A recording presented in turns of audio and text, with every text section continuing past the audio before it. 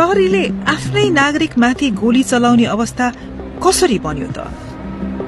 हाम्रा प्रहरी सूत्रका अनुसार यो आदेश कल साइन किलो 1 बाट प्रहरी रेडियो मार्फत आएको थियो। हाम्रा केही साथीहरू गम्भीर रूपमा घाइते भए। हामी मध्ये एकजनाले उद्धारको लागि भन्यो। किलो 1 बाट गोली चलाउने आदेश आयो। प्रहरी सूत्र र हामीसँग रहेको अभिलेखका अनुसार कल साइन किलो 1 ले प्रहरी रेडियोमा उक्त आदेश दिएका थिए। तर किलो 1 प्रहरी चेन अफ कमाण्डको सर्वोच्च ओहदाका व्यक्ति थिएनन्। प्रहरी रेकर्डले देखाए अनुसार बल प्रयोग गर्ने पहिलो आदेश पिटर 1 कल साइनका उच्चतम अधिकारीबाट आएको थियो। कर्फ्यू लागिसकेको छ। आदेश माग गरिराख्नु पर्दैन। आवश्यक बल प्रयोग गर्ने।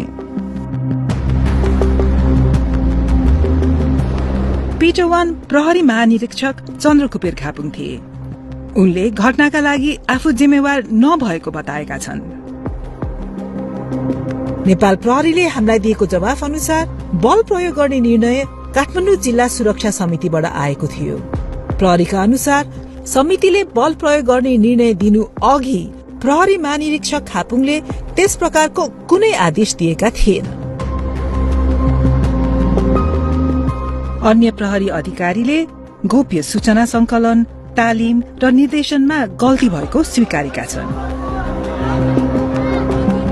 आफूलाई सहयोग नगरेकोमा उनीहरू नेपाली सेनालाई पनि दोष दिन्छन्। तर धेरैजसो प्रहरी त्यस दिनको घटनाबाट विक्षिप्त छन्।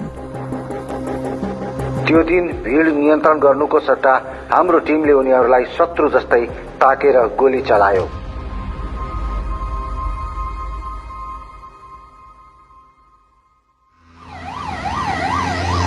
त्यस दिन अबेज श्रीयमका बुवालाई कुनै बुवा आमाले नचिताउने फोन कल आयो।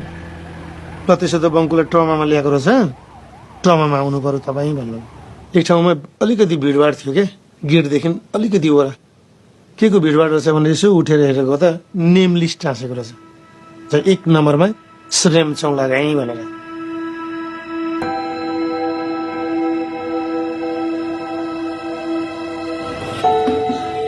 घरमा इन्ट्री हुने बित्तिकै अब वाइफले के सोध्यो भने बिरामी लिएर आउँछु भनेर जानुभएको बङ्कुची खै त तपाईँ एक्लै आउनुभयो त? अनि मैले ट्रिटमेन्ट हुँदैछ, चोट रहेछ, ट्रिटमेन्ट हुँदैछ, एक्लै उसलाई किन छोडेर आउनुभएको त ट्रिटमेन्ट भइरहेको बेलामा भनेर भन्ने खालको क्वेसन गर्यो होइन। तर म ठगिरहेको छु होइन, म कसरी बसेँ होला। यस्तो रक्तपातपछि पनि प्रधानमन्त्रीको हट कायमै रह्यो। अब धेरैले चाहिँ नै प्रधानमन्त्रीको राजीनामा तत्काल चाहियो भनेर प्रमुख प्रतिपक्षी दल लगायत सडकमा बसेर त्यति मागेर भएन नि, प्रधानमन्त्रीले अहिले राजीनामा दिनुभयो। यस्तो हटको सामना गर्नु परेपछि केही प्रदर्शनकारीहरूले वैकल्पिक उपाय सुझाउन थाले।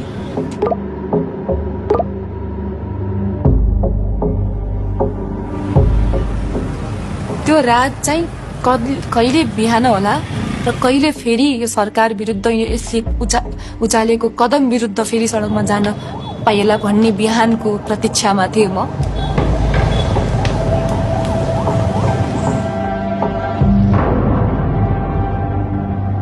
बिहानको मिरमिरेसँगै क्रोध विस्फोटित हुन्छ।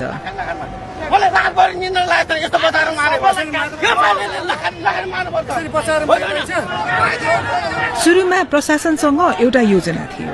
नियमित प्रहरी इकाइहरूले भीड़ नियन्त्रण गर्ने, तिनलाई सशस्त्र प्रहरीले सघाउने र सेना स्ट्यान्ड बाईमा बस्ने।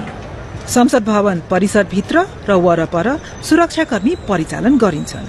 बिहान 8:30 बजे कर्फ्यू लागू हुन्छ।